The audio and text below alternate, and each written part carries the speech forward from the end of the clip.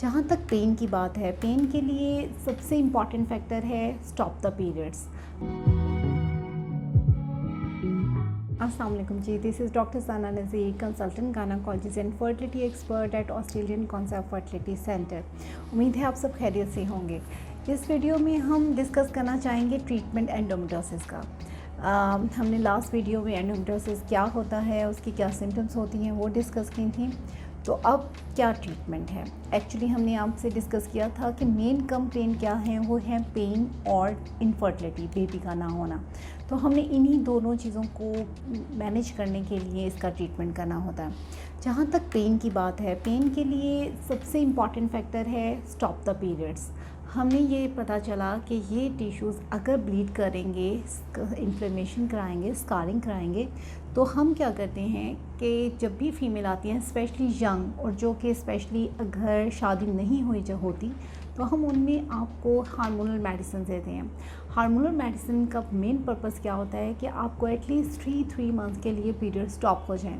जब period stop होंगे तो वहाँ पर स्पेशली ब्लीडिंग नहीं होगी, स्कारिंग नहीं होगी, इन्फ्लेमेशन नहीं होंगे, तो उससे आपकी पेन में डेफिनेटली फ़ायदा होगा। अब वो जो हार्मोनल मेडिसिन हैं वो ओरल फॉर्म में भी हैं, कुछ इंजेक्शंस भी अवेलेबल हैं, इसके अलावा कुछ कॉइल्स भी हैं, ये सब ट्रीटमेंट होता है। अब आया कि इनफर्टिलिटी में क्या ये मेडिसिन ले सकते हैं?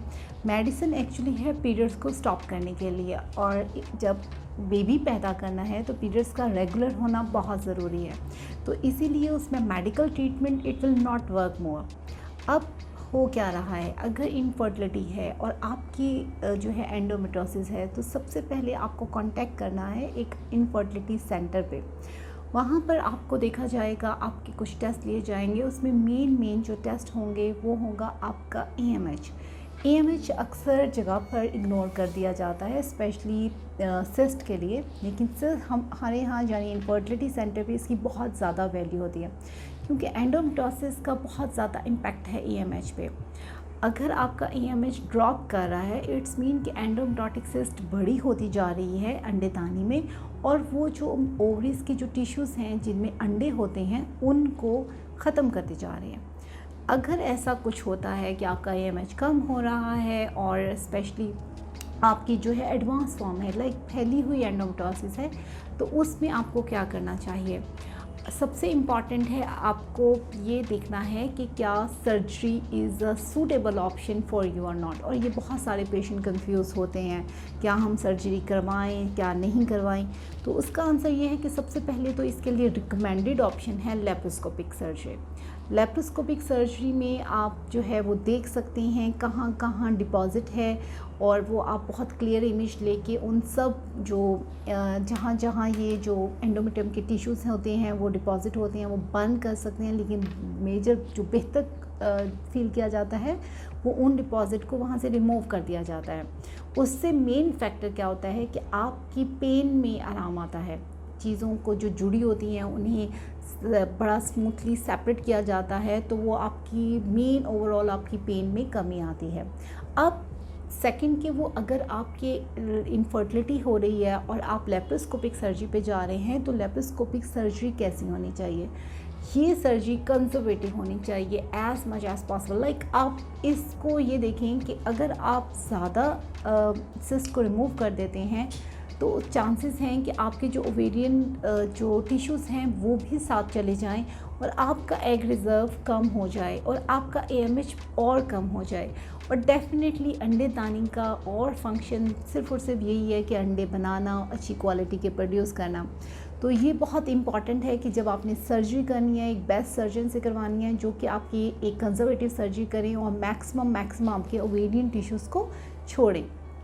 अब ये सवाल पैदा होता है कि इसका ट्रीटमेंट आखिर, ये तो जस्ट हम एक तरह की सिस्ट रिमूव कर रहे हैं, इससे हमें ट्रीटमेंट कैसे मिलेगा, यानी इलाज बेबी कैसे होगा? तो वो डिपेंड करता है कि आपका जो एंडोमेट्रियोसिस की स्टेज क्या है। अगर स्टेज 1 और 2 है, उसके लिए बेहतर होता है कि आप मेडिसिन लें अंडे बनाने वाली, और साथ में एक IUI का प्रोसीजर करवा सकते हैं जो कि अगर हल्की फुल्की अगर कहीं डिपॉजिट्स हैं और वो इतना बड़ा इम्पैक्ट नहीं डाल रहे तो इसी से ही बेबी हो सकता है। लेकिन अगर एडवांस फॉर्म है एंडोमेट्रियोसिस की, जिसमें स्पेशली सिस्ट बनी हुई है अंडेदानी में और उनका साइज़ भी बहुत ह्यूज है, लाइक 8 है, 10 है, और पेशेंट को सीवियर पेन है, in that condition you can go for the surgery. Otherwise जो बीच की कंडीशन है कि आपकी सिस्ट है 4 सेंटीमीटर 3 सेंटीमीटर, उस कंडीशन में आप डायरेक्टली, अगर आपको एडवांस स्टेज है 3 to 4 ग्रेड है आपका एंडोमेट्रियोसिस का, तो you can go for the IVF। अब क्यों IVF इसके लिए किया जाता है? क्योंकि जो एंडोमेट्रियोसिस है वो आपकी ट्यूब्स के फंक्शन भी डैमेज कर देती हैं। तो फिर अगर आपकी ट्यूब का फंक्शन डैमेज हो जाता है तो IUI भी वर्क नहीं करता। फिर क्या होता है कि हमने हर चीज़ को बाईपास करना होता है, यानी ट्यूब्स भी अगर प्रॉब्लमेटिक हैं आपके जो हैं वो सारे के सारे ऐसे फैक्टर्स हैं, तो हम IVF सजेस्ट करते हैं एंडोमेट्रियोसिस के लिए। ऑल्दो एंडोमेट्रियोसिस के पेशेंट में देखा गया है कि IVF के भी result as compare to the other women थोड़े से कम होते हैं। लेकिन मैं यही सजेस्ट करूँगी कि अगर आप यंग एज में हैं तो आप अपने ट्रीटमेंट इनफर्टिलिटी सेंटर को जल्द से जल्द एक तरह का एग्जामिनेशन करवाएं और देखेंगे आपके AMH के लेवल्स क्या हैं। ये ना हो कि आप वेट करते रहें नेचुरल प्रेगनेंसी का या फिर स्मॉल प्रोसीजर लाइक IUI करते रहें और आपका AMH स्पीडली ड्रॉप करता रहे। मैं इसलिए ये बात कर रही हूँ क्योंकि हमारे पास आने वाले बहुत से मरीज़ हैं जो कि इलाज नहीं करवाते और जस्ट नेचुरल के लिए वेट करते हैं कि हमारी ट्यूब्स ठीक हैं तो हमारे बेबी हो जाता है। लेकिन होता क्या है कि वो जो सिस्ट होती हैं, चॉकलेट सिस्ट होती हैं, वो इनलार्ज होते होते जो ओवरीज़ के जो टिश्यूज़ होते हैं, जो एग्स होते हैं, उन्हें बिल्कुल ख़त्म करती रहती हैं, उनकी एट्रॉफी करती जाती हैं। दूसरी सूरत में क्या होता है, अगर कोई आप बहुत ज़्यादा टेंशन ले के कि जी हमें जल्द से जल्द ये सिस्ट निकालनी है, तो आप ऑपरेशन करवाते हो, मेजर सर्जरी करवाते हो, लेकिन उसमें क्या होता है कि सिस्ट के साथ साथ ओवेरियन टिश्यू भी रिमूव हो जाते हैं। क्योंकि जब आप सिस्ट रिमूव करते हैं तो छोटे छोटे एग्स जो होते हैं, जो टिश्यूज़ होते हैं, वो अटैच होते हैं ओवरीज इस सिस्ट वॉल के साथ, तो वो भी रिमूव हो सकते हैं। इस कंडीशन में यानी मेरा कहने का मकसद है, आपने अगर सर्जरी करवानी है तो अच्छी जगह से करवानी है, कंजर्वेटिव सर्जरी करवानी है। और अगर आपके जो IVF सेंटर के डॉक्टर्स हैं वो कह रहे हैं कि साइज़ इतना बड़ा नहीं है एंडोमेट्रियोसिस का, आप IVF पे जा सकते हैं, तो आप IVF पे डायरेक्टली भी जा सकते हैं। उसका फ़ायदा ये होगा कि आपके जो एग का रिज़र्व है, ओवेरियन टिश्यू है, वो उतने ही होंगे। आपको दवाइयाँ दी जाएंगी जिससे जो एग्स हैं वो इनलार्ज होंगे और वो सारे एग्स निकाल लिए जाएंगे।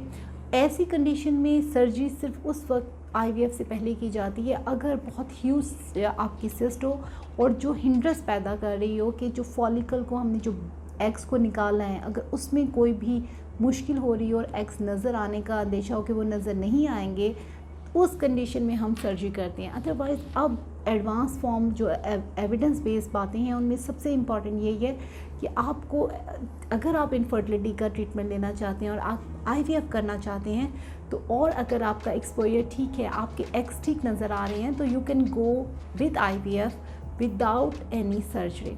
सो ये एक छोटी सी इन्फॉर्मेशन है, hopefully it will be helpful for you. लेकिन अगर कोई भी क्वेश्चन हो related to the endometriosis, its treatment, please नीचे दी हुई नंबर पे आप कांटेक्ट कर सकते हैं, मेरी टीम आपको आंसर करेंगी। Thank you so much.